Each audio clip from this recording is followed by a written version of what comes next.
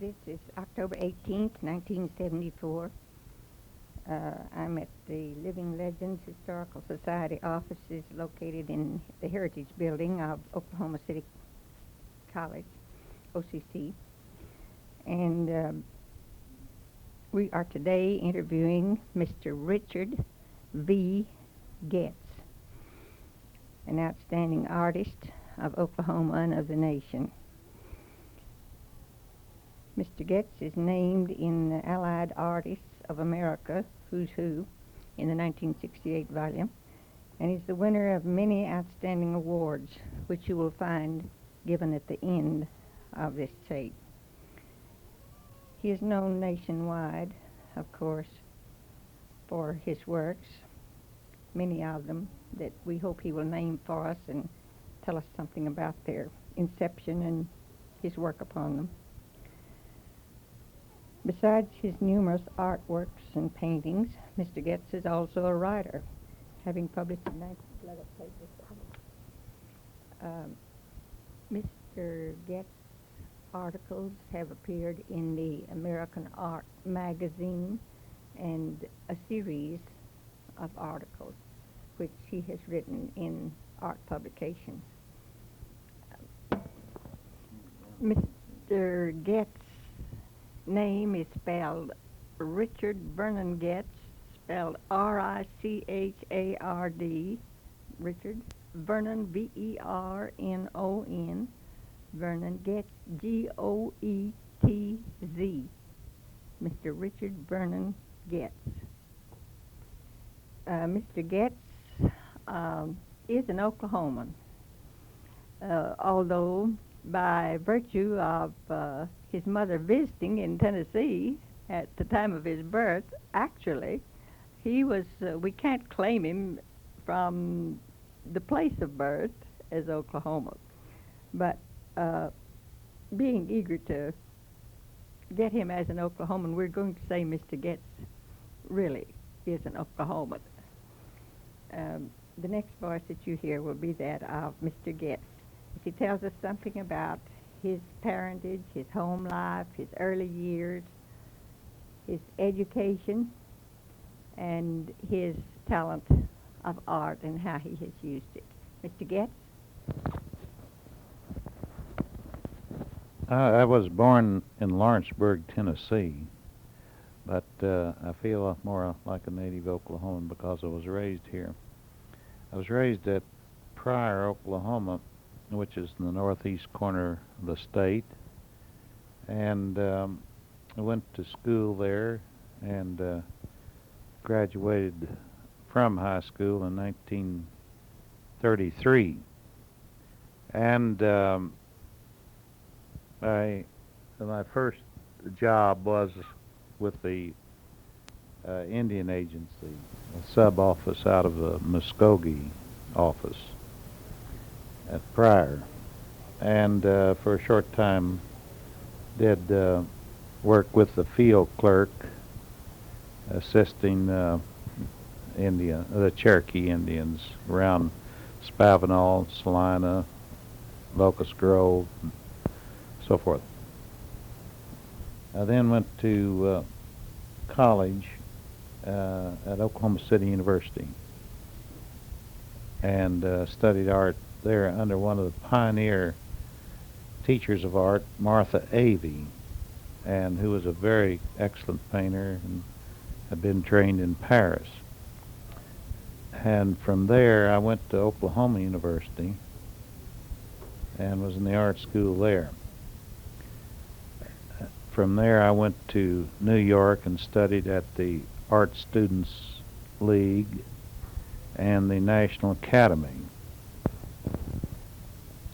and was painting professionally during that time in New York City. Can you tell us something about the first painting that you sold? Do you remember that far back? Well, this doesn't necessarily mean it was good, but I sold the first painting I ever...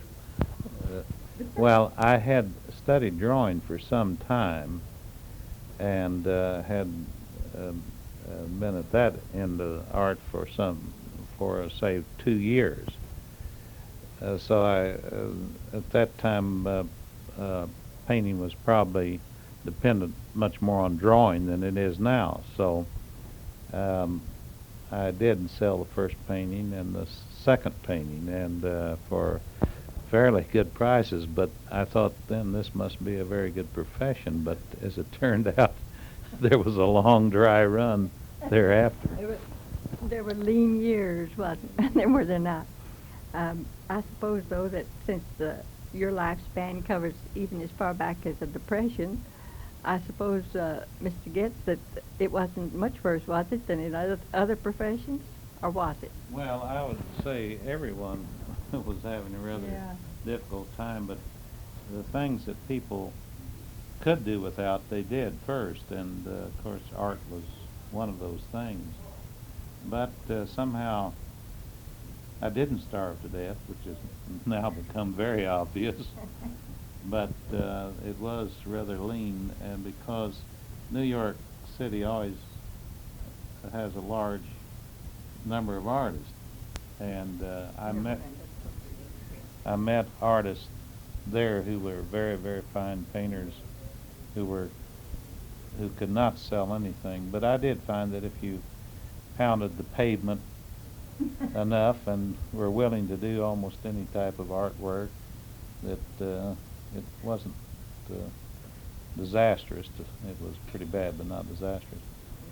But anyway, I went into World War II, into the Army, and served in France and Belgium and Germany in the First Army, and was in the landing, not on the first day. I went in the fifth day into France, and then was at St. Lo and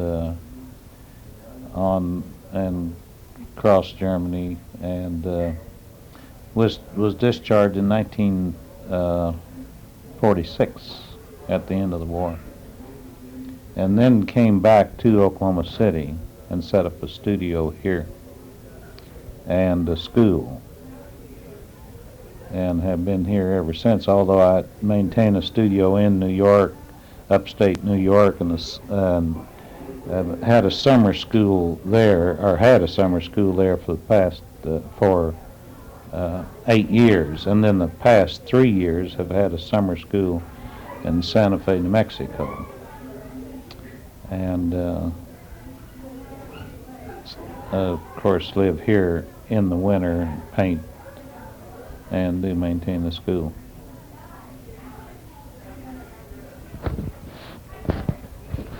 Mr. Goetz, would you tell us something about your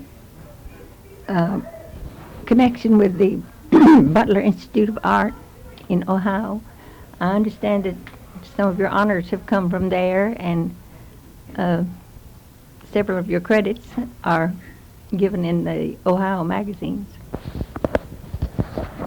There's the largest show of American art, largest collection is at the Butler Institute of American Art in Youngstown, Ohio, and it's one of the really great museums of the country. And at that time, I had been invited to show a picture in their annual exhibit.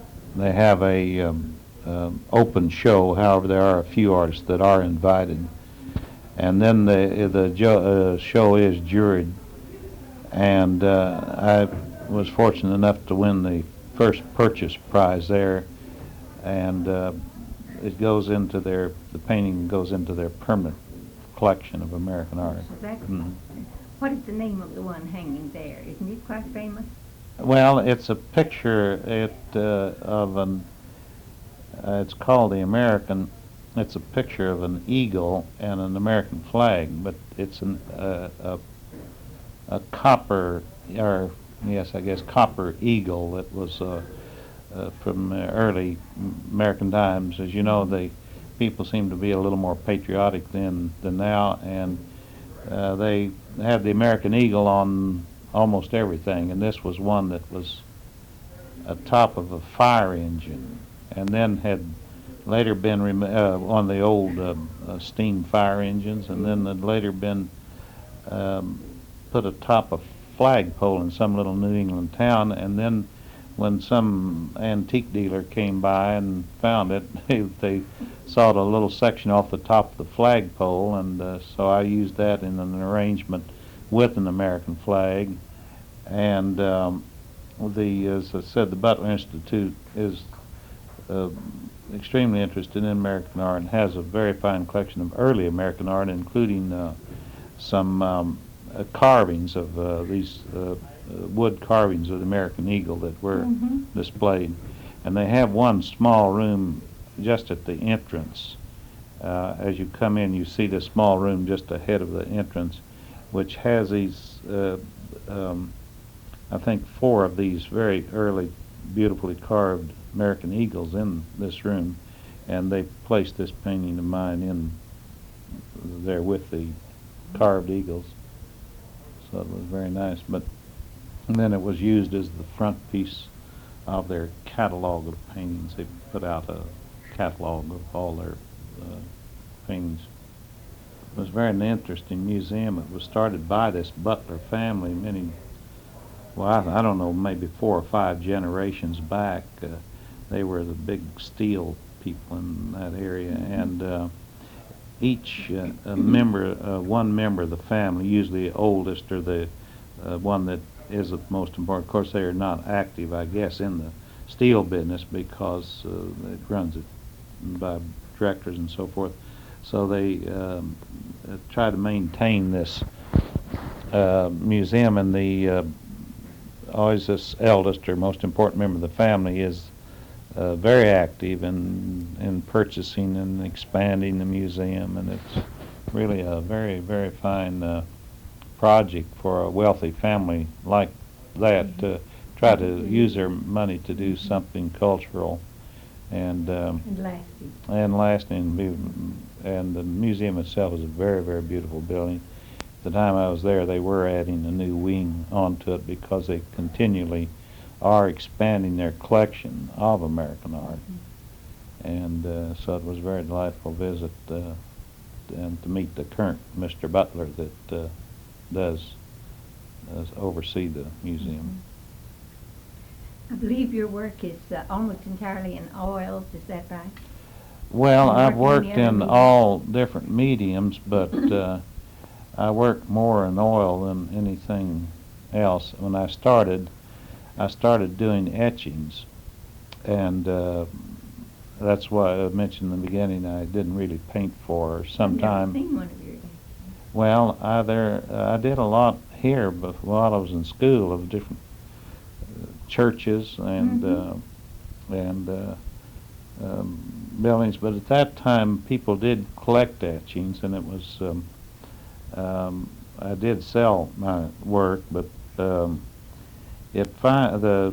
taste changed, and finally etchings became something that people did not collect or buy anymore. So I was forced to change into something else.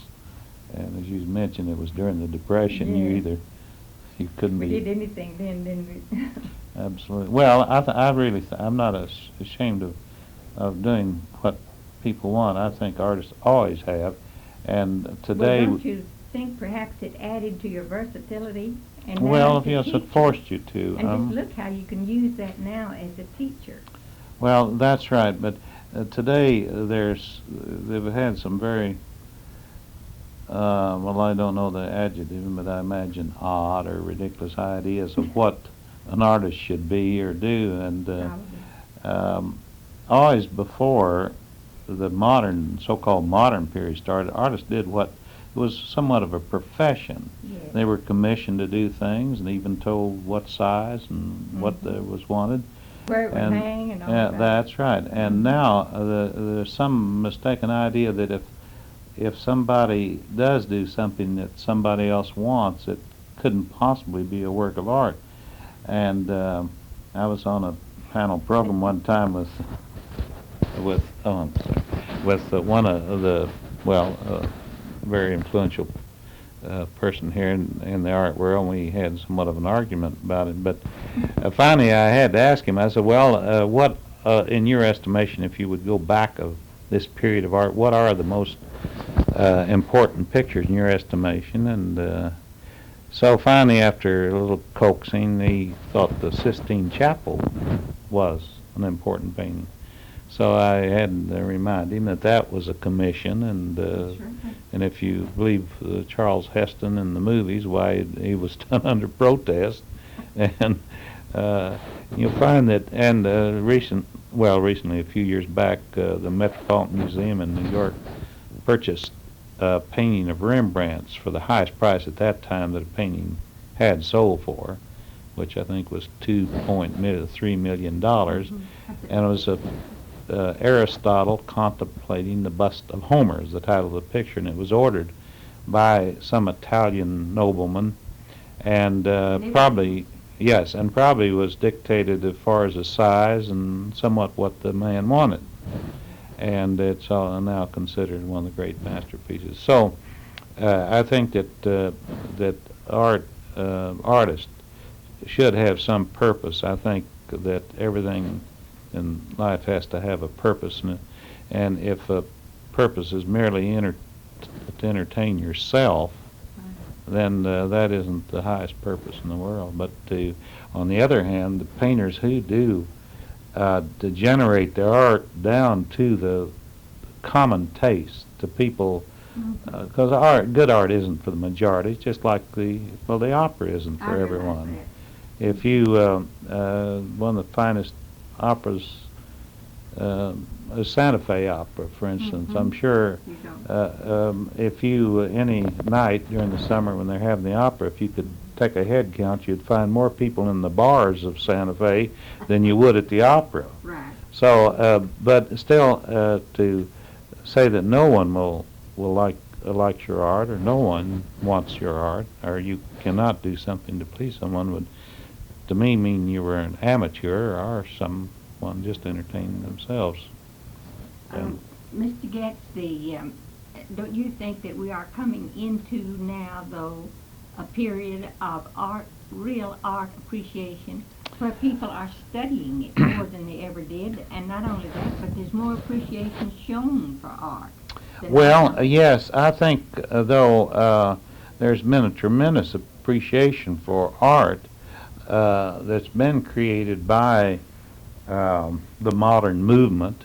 Well, that might be. And but I say the modern, meaning the more abstract forms of art, because it's been something that would really interest people. But whether it is really an art movement or just a movement where people are entertained, I'm not prepared to say. But I do know that now the pendulum is swinging way back in the other direction, and which is not a good thing. Now, I don't go so much from what the museum, the current Oklahoma Art Center, or the Dallas Museum Fine Arts, or those, because those are controlled by... That's what I had to judge by now. Yes, and there are... The city has developed all of these art centers. Yeah. Well, it's mostly because of individuals. Incidentally, the Red Ridge, I must get this in because nobody knows this. I started that. Not as Red Ridge, but that's what it's become. Well, a number of years ago when yes, it's at the Edwards Estate now. That was started because, I can't remember the dates, but a number of years ago, the director of the Oklahoma Art Center announced that realistic art, or as she put it, old-fashioned art, would not be shown anymore. Local artists would not be shown anymore in the Art Center, because that was passé, and now that we would into a period of abstract art, and that's what would be shown. And because there had been one big annual show, which was the Oklahoma Artist Association, which incidentally goes back so far in Oklahoma history, nobody knows when that started. I found a label on a picture of an artist that was, I think, dated 1917, the annual exhibit. So it was before that time. And so then the Oklahoma Artists Association sponsored this annual show at the Arts Center. And so I don't know what the people of a more modern persuasion in art did, what their beliefs were, but they did not want it shown, any realistic art shown at the Art Center, except by artists that were dead, you know, the art of the past. So anyway, it was, we were told that it would no longer be shown there, so I called a group of artists together. The artists started the Red Ridge, not the patrons of art. And we then formed this museum, which was called at that time the Oklahoma Museum of Conservative Art. Now, the reason that word was changed was because the word conservative kind of became a bad word. You know, if you were, that meant you were Scared them off. John Bircher or something like that. Mhm. So then the word conservative was changed, but it had nothing to do with politics. It only had to do with we needed some word set it aside because we felt like, all right, if there is to be a museum that will show modern work, that's fine, but then we'll have another to, if we can't have it together, we'll have it separate. And so then that started in the basement of Val Jean's restaurant over on Penn Square. But that wasn't very long because we had to have a place that could be open on Sunday because people go to the museums on Sunday here. So then we moved it into a building owned by Mrs. Pointer on that has the Midway Cleaners. She's very interested. Goldie Pointer. She's very interested in art, very good patron of art. So we rented one of her buildings, or space in one of her buildings on Western, and then we finally moved it up to what had been Nan Sheets' old home, which was ironic because she's the one that had thrown it out of the Art Center. Of course, she no longer owned the house, and so she was very upset about that. But anyway, then the Edwards had this beautiful place, very ideal for a museum, and so then we moved it up there. And at that time, I dropped out of it, so I haven't had anything to do with it. I thought a painter should be home painting pictures instead of trying to. Your gifts should certainly be put on canvas, all right, Mr. Goetz. What is, could you define for us then something, of course we have a gist of it in this conversation, but could you define for us what your philosophy of art is? Well, that people have put that into much better words than I can. One painter, I think Van Gogh, said one time that he painted because he had to. I don't know exactly what he meant by that, but whether he was self-expression or finance. or at least they said he said. I doubt if he did. It doesn't sound like something he'd say, but anyway, the philosophy, if any of that I would have, would be that I would like to paint things that satisfy first myself, but almost as important, if not equally, as it would also satisfy someone else. And if I paint something that only satisfies myself and no one purchases, and I haven't satisfied anyone else, I find out when I really look back at that with a clear eye that I didn't paint something worthy of somebody else. So I think as a philosophy, which so many painters today do have, that they only satisfy themselves, that isn't enough. It isn't. It's more than just the self-expression then. Well, yes, I think so. If it's only a self-expression, then it's a hobby. Right. And I don't want to be a hobbyist. There are thousands of people don't realize how many painters there are in Oklahoma. I couldn't guess, but you can't go into any town Now I go out quite a bit and do lectures and demonstration paintings and little workshop groups, and in the small towns, and it's unbelievable the number of people now that are interested in, I mean, painting, not just going to clubs, study clubs, but actually painting. I was down at Stevensville, Texas last winter, and I never had heard of Stevensville. And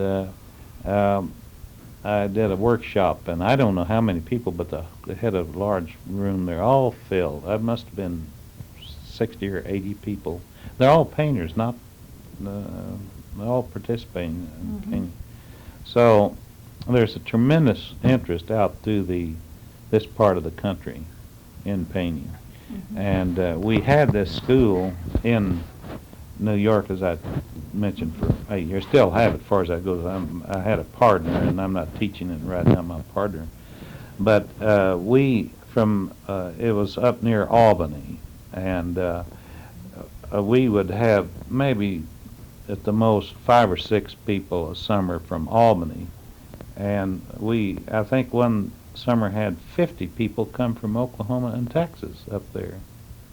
So there is a tremendous interest in this area, and how much now, it may have grown up there considerably since that time, but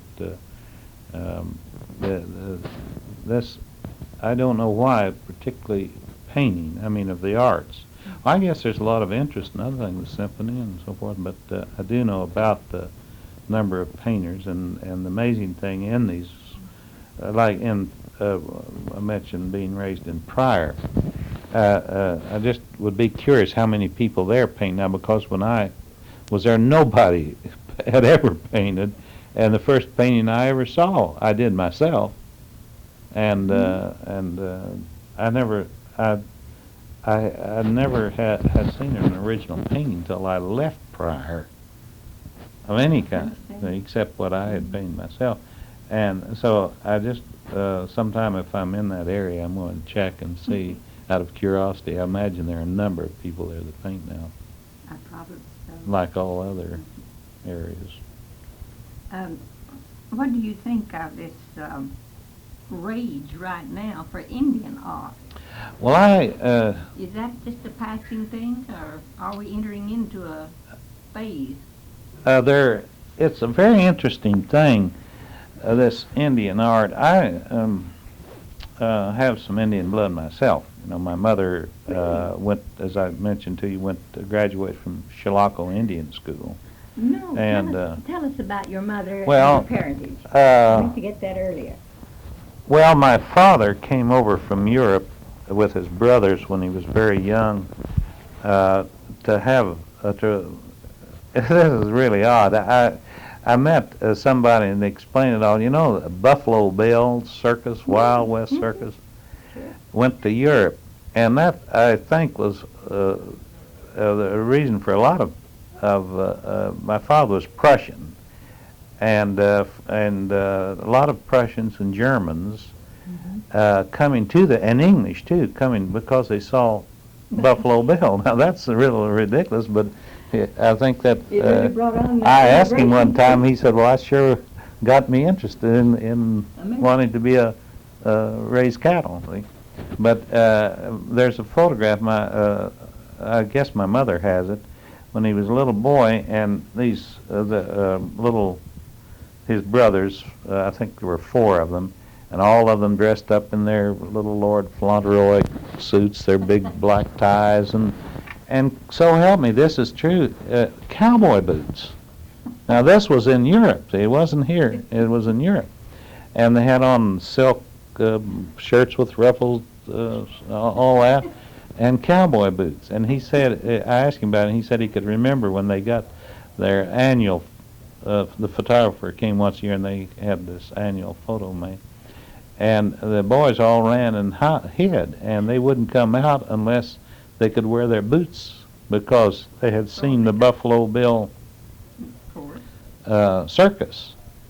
So anyway, I don't know, but anyway, he came over to this country with his brothers, and they bought a ranch in what is now called the Stantia Valley, which is between Santa Rosa and Albuquerque.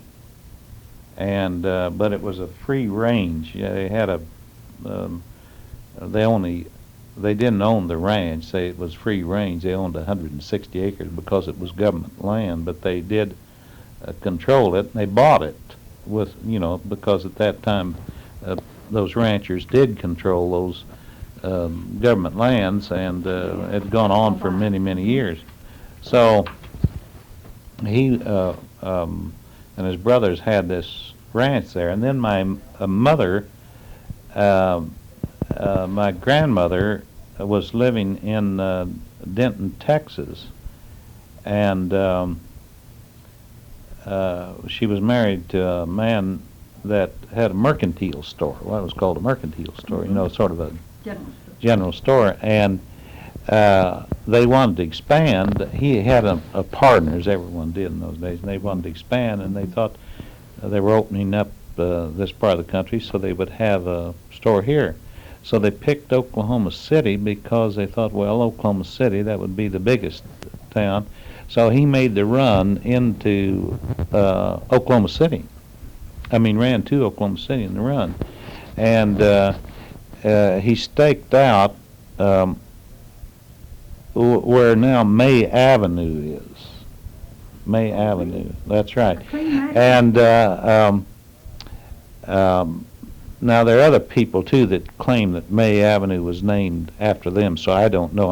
My grandmother told me that he was killed out there the night of the run. He was, my mother says he died of a congestive chill, but my grandmother told me that actually he was poisoned, somebody that wanted to get his claim. And anyway, he died the night of the run one way or the other, and that's where his stake was, where now May Avenue is.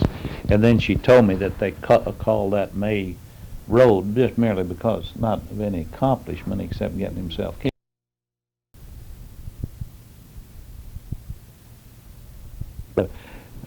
My grandmother told me that actually he was poisoned, somebody that wanted to get his claim. And anyway, he died the night of the run one way or the other, and that's where his stake was, where now May Avenue is. And then she told me that they called that May Road just merely because not of any accomplishment except getting himself killed or dying or whatever happened to him. And so anyway, there's some others that say that it was named after them, so I don't know. But he had, there was a lot of buying and selling of property right immediately when they got here. So he, and I have a postcard that he kept going back and forth evidently from town to his stake out there during the day. I don't know how he got here as early as he did, but anyway, it might have been the next morning, I'm not sure, but he wrote 3 or 4 postcards to my grandmother, and I have one of those. And this, he's on horseback, you can tell because you can see when the horse shies, he scribbles, Yes.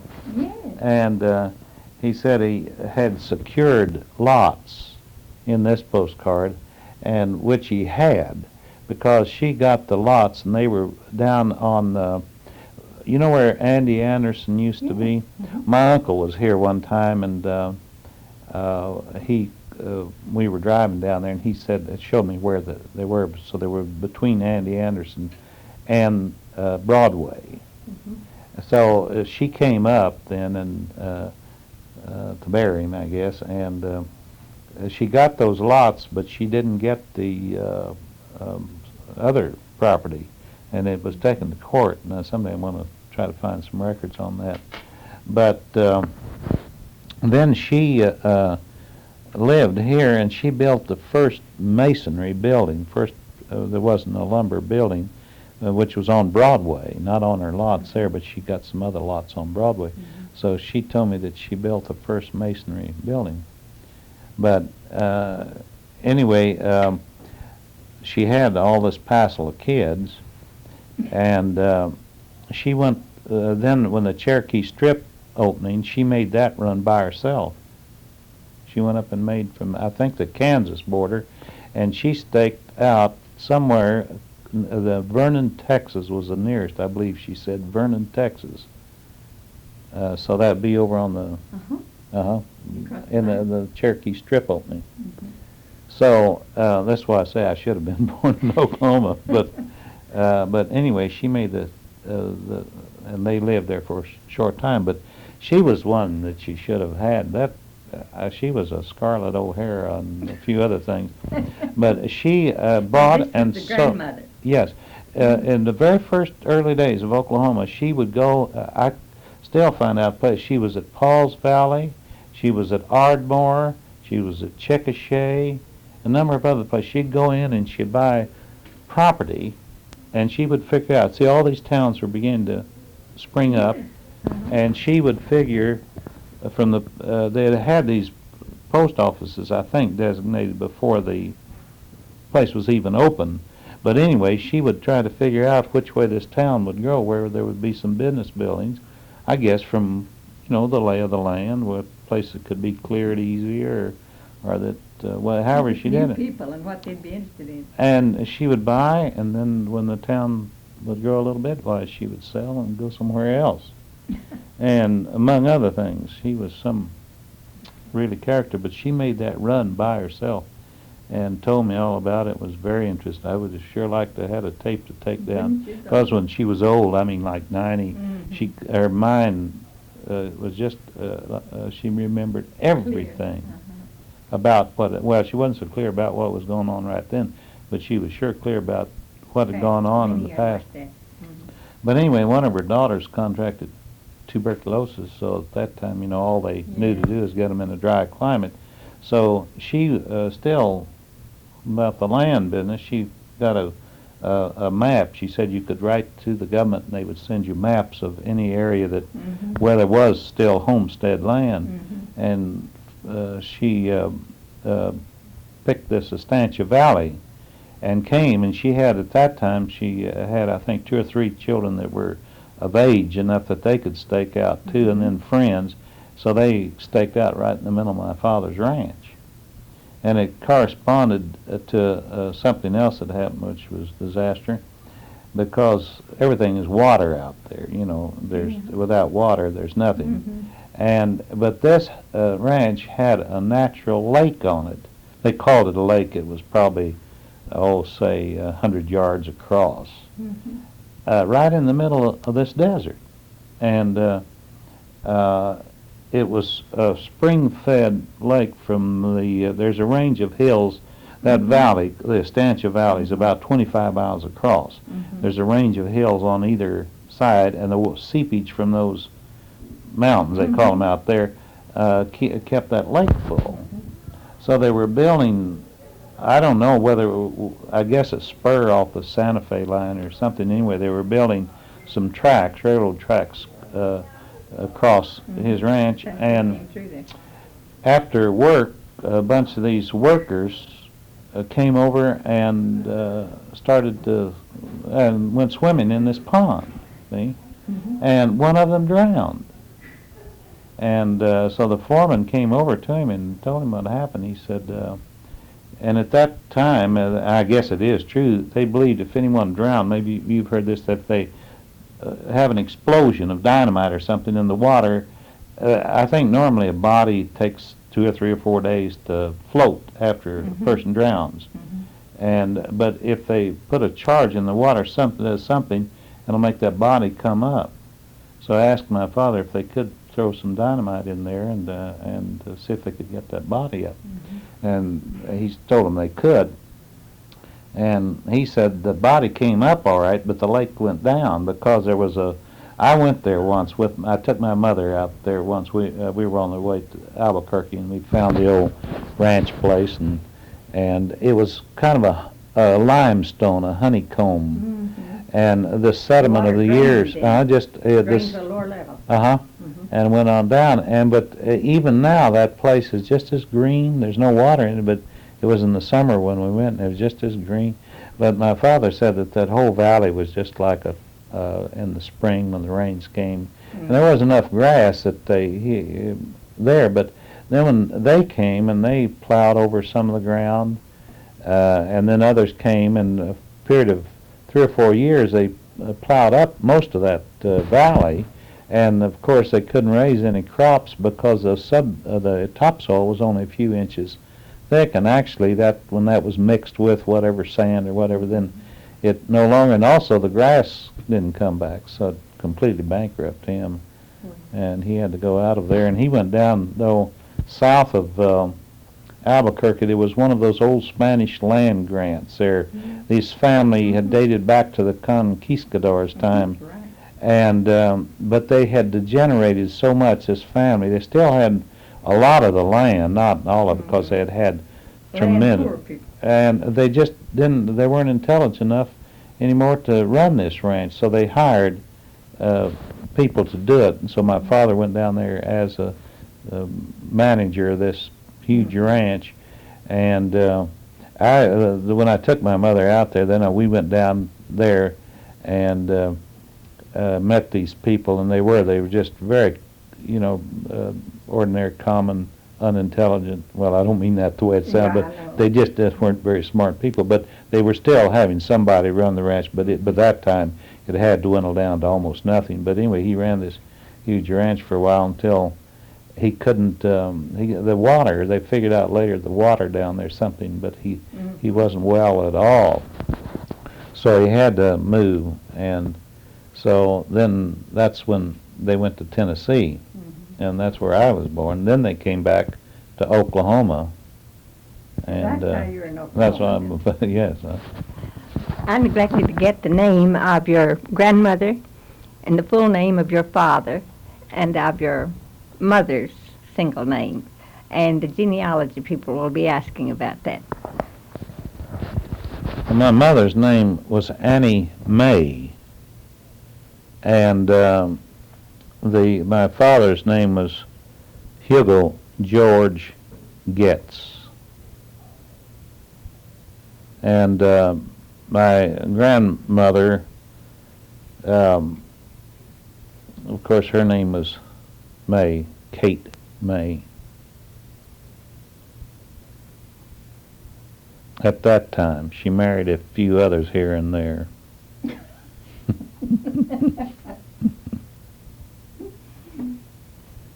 Wish I could have gotten the tape on her. Oh my goodness, you wouldn't have believed it. She was something else. She came from the South. They, like everybody else, had a big place over there, big, but they were wiped out in the Civil War. Yeah. And she married somebody when she was, I think, 15, and then she married a doctor, I believe. He was a doctor in the Civil War. I mean, in the Civil War. Now, was she the one that had part Indian blood?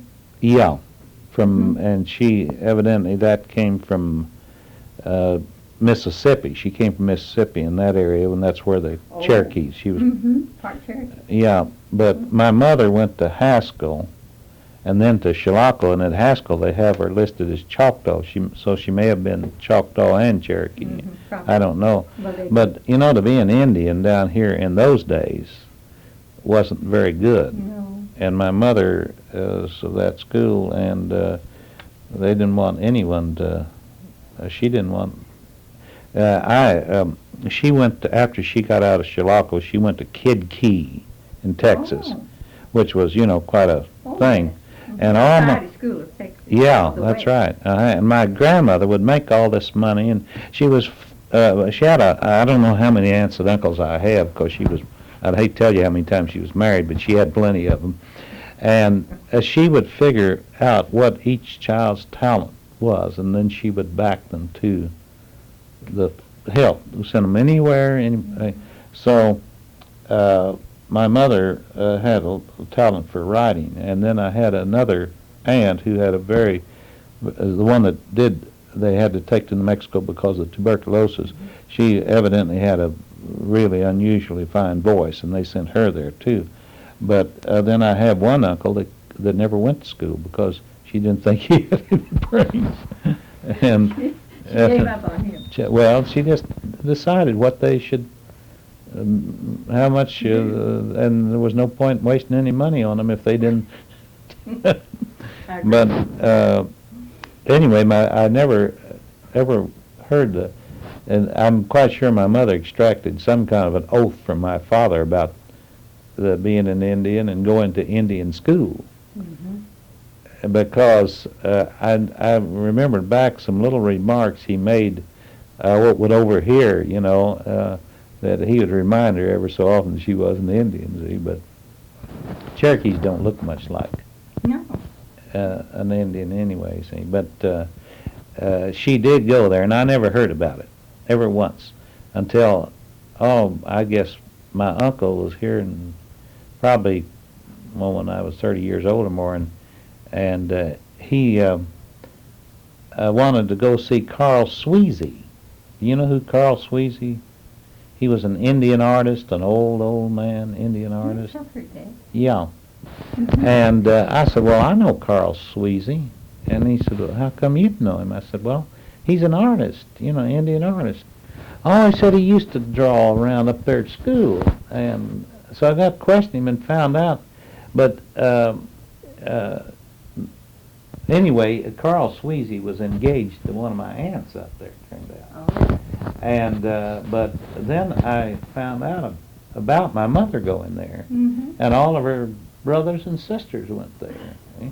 So then I confronted her with it, and she turned purple and blue and red, and where did you find that out? So forth.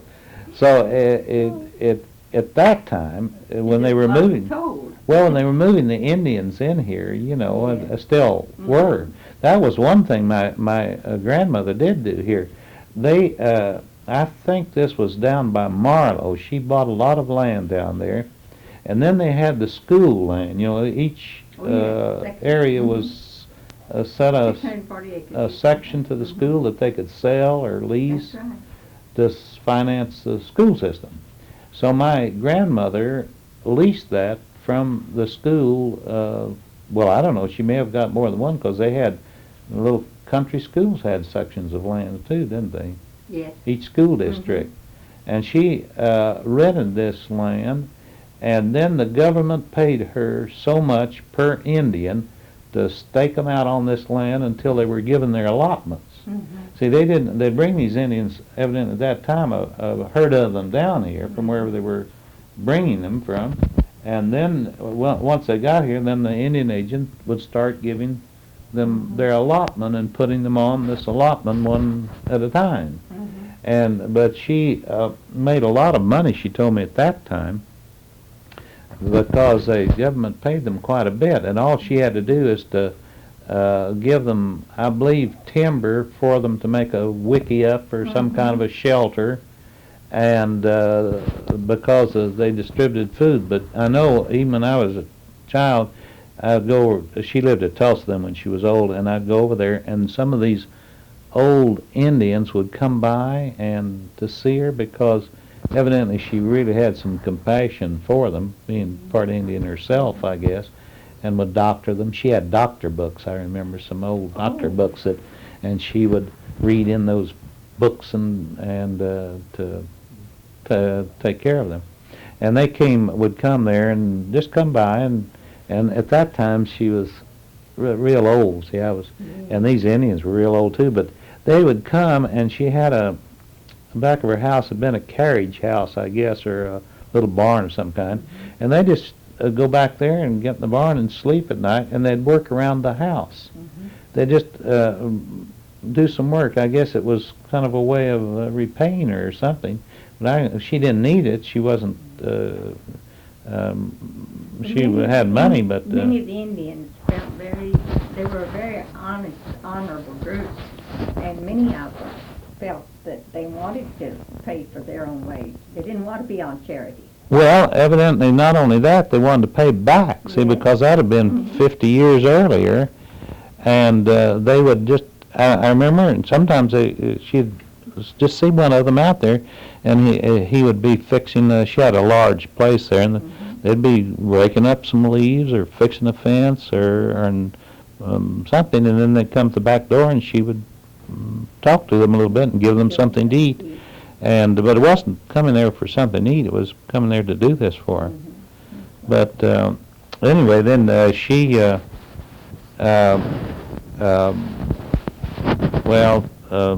she did everything. I mean everything. She was something else. And she knew all these things about the early days here, and it would have been very interesting to get it. Mr. Goetz, this has been a most interesting exploration into your family tree. I'm so glad we got this started. Now let's get back to your own interesting life in the art, where your exhibits have been, and the prizes and the credits. And could you give us the names of some of your hangings and where they are now? Somebody might want to hunt them up from this tape. Well, I don't have a lot of honors as such, because I don't think that's really the purpose of painting. I have won some, enough to more or less prove something, but that isn't the important thing in painting. But some of the things I won the top prize in the American Artist Professional League Grand National, I think is the official thing, and that's sponsored by one of the national organizations, and probably one of the biggest shows, and I won the top prize there, and at different years I was interested in this group because they are a group that does a lot for American art. They sponsor this National Art Week, and they set up standards for the paint. At one time when you bought your artist colors, they might turn a different color or fade or something, and they set up a certain standards which the paint manufacturers do follow now. And when you buy a tube of paint, you see on there approved by the American Artist Professional League, and a number of things like that. And they have tried to keep the government out of art. You know, the huge sums of money that have gone into art from the government have always gone to the wrong places, in some people's estimation. Yeah, the WPA was a political art project. That was one of the tremendous things in that program of Roosevelt, and most of that money went to people who were politically orientated instead of artistically, and I might say the wrong type of politics, and they've been very influential in that. They've kept a lobby in Washington trying to keep the government grants in art out of the wrong hands, and a number of things like that. So I was very interested in them. I did exhibit in that for 5 or 6 years, and I did win different prizes each year up till finally I won the top prize in it. And but I don't exhibit a lot. I have exhibited in a number of the national shows, but I find that to me it isn't. I'd rather not paint for judges of that type. And I do exhibit here in Oklahoma some because I think that it is a good thing to have shows. And locally, like this, it does help young artists get recognition, and it does help people to get their work exposed, and so I've won a number of prizes in the local shows, but I don't really do that too much. I try to keep my paintings in galleries, commercial art galleries. And I've been in the Hammer Gallery in New York, and the Grand Central Gallery in New York, and the galleries in Boston and Philadelphia and Chicago, and now with this move towards Western art, that's your big trend in art now. I don't paint cowboy pictures, but I mean that type of thing. But I do some things that do have. I do still life a lot that have Indian objects and Western objects in them. So the really trend, I mean, the really action in art now, I think, is in the West. It's unbelievable what's going on through this. Well, at Santa Fe and at Taos, I was out 2 weeks ago to Taos. They had this Leon Gaspar show, one of the early Taos painters, in his old house and studio, I might add, which is he built a beautiful big place out there. And people flew in from all over the country. There were people there from New York and from California, every hotel in Taos, and there are quite a few, because they have a summer. Well, and they have a lot of people come in, and people were, some of them had to stay in Santa Fe and Albuquerque because there were no more hotels there. And I mean, I'm just telling you this to show you the current interest in art. And there was a tremendous affair. And then at Sedona, and that is more or less centered around Western art then. Yes. So your movement away now from your abstract art.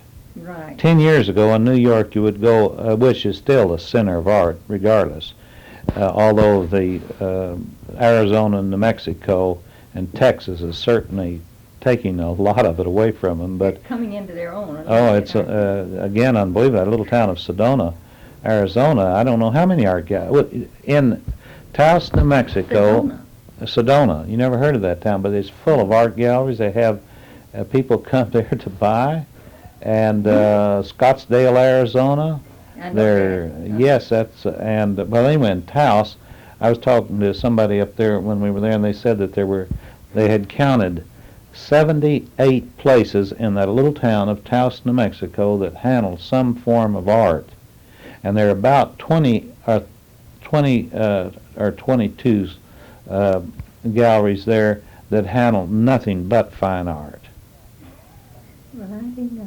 In 2 blocks on Canyon Road, the first 2 blocks from the light, they're going Kit Carson Road, I think it's called now. I don't know, must be 6 galleries in 2 blocks there, and in Santa Fe, 10 years ago, 15 years ago, we'll say. I don't know, probably there's 1 or 2 art galleries, but I think there are now 18 art galleries that handle nothing but fine art. And the La Fonda Hotel has one right across the street. There's the Kachina Gallery, and then at the corner, the El Centro building, there are, I think now 3 or 4 art galleries in there. And I don't mean galleries that are handling velvet, nudes painted on velvet ties or something, but the McAdoo Gallery there features the early Taos school. They have Remingtons and Russells and that sort of thing. And I'm talking about important art gallery. Well, where does who buys these? Do we have that much? I think I don't know what has caused it, but part of it, a lot of it is investment. Your cowboy art, which I might say here and now that I don't care much for. Well, I would care for people who are really painting pictures, but copying photographs, and ex-illustrators that are still illustrators and so forth. I'm not that fond of it. I think that if you include the Western art, such as Nikolai Fashion and this Gaspar that I mentioned, and Burning House and Blumenschein, and that caliber of artist, then that's a different story.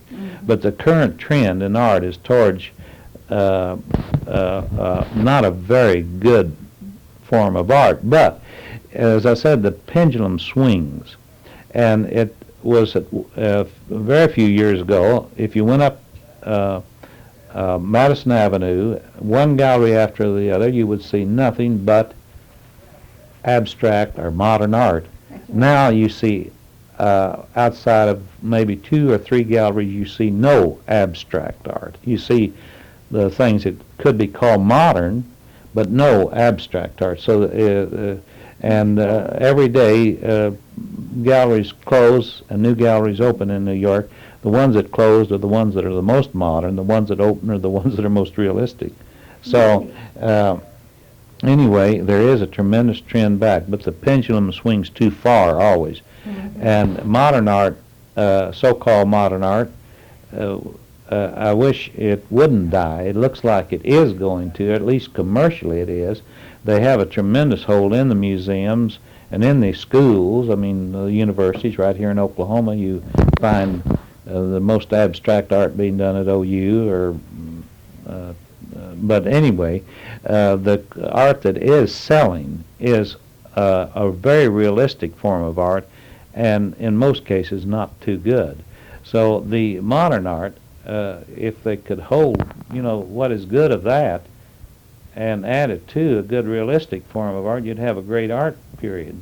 But to swing back to all these bucking horses and that are copied from photographs and call that art, but anyway, it is a trend, and these things have jumped in price so much it's unbelievable. I want you to talk a little bit about that. The prices of art? Yes. Well, I'll give you Of course, it's inflation everywhere, but art is more appreciated, or at least it's more invested in now. Well, I have a friend that is very successful, and I talked to him just the other day about it, Clark Hulings. He's the one that won the big prize out at the Cowboy Hall of Fame, the $18,000 prize. That's right. And I asked him, so what do you attribute this to? He just had sold one for $10,000. And he said, well, it's because inflation, and money's not worth anything. He said, used to be that, you had money in your hand. You were holding something in your hand. He said, but now you're not. So they want something they can actually hold in their hand. Some possession that they can enjoy, and it means something, and it's worth, and also it is an investment in as much as the price increases. Right. Now, 6 years ago, or was it 6 years, whenever it was, Clark Huling went into the Grand Central Gallery in New York, and I knew him there. He was a commercial artist, and through a friend of mine who was the director there, I introduced him, and then they wanted to handle his work, and they did, and he put his pictures in at around $500, which they thought was too much. He said, you're just starting here, and so, and he said, well, if I can. He said, that's what I make when I do an illustration, so, all right.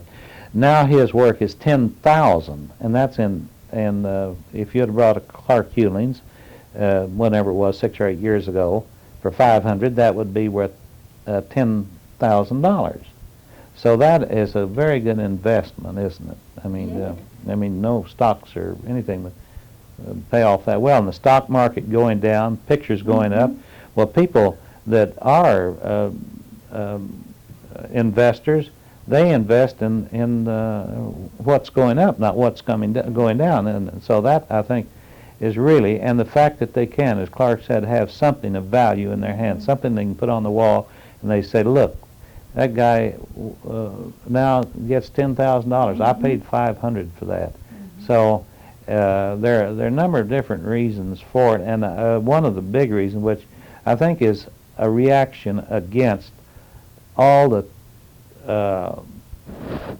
well, I don't, and you have to use some four-letter words, but all the stuff that has been shoved down people's throat in the name of art. Right. I could tell you exhibitions that I've seen before the bubble sort of broke in New York that you wouldn't believe. Things that went on in the name of art, even down here at OU, that you wouldn't want to put on tape. I mean, the obscenity and the ridiculous things that they have done in the name of art. It doesn't mean Those that... won't last. No, but people react against it, and react in a way that the good of abstract art or good of modern art is going with it. But of course they're at fault too, because they're the ones that, like this, as I told you here locally, I mean, this is just something that happened on national level, but the head of the Oklahoma University, you may have him on, he's not there anymore, but the one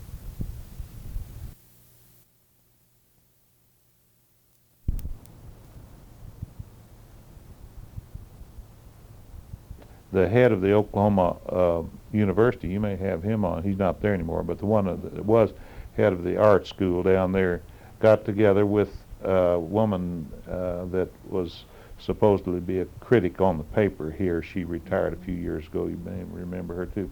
Got together with the art center director, and they said they worked this out, that we will no longer show realistic art. See, so even the ones that had some responsibility are at fault too. So I won't mourn too much over their death, because they probably got what was coming to them.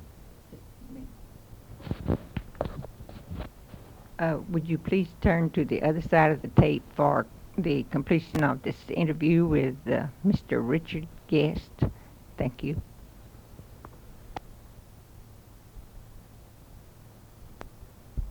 This is the continuation, side 2 of Mr.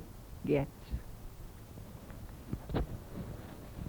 The things that make a painting become a work of art are not the qualities of realism or the illustrative qualities. The thing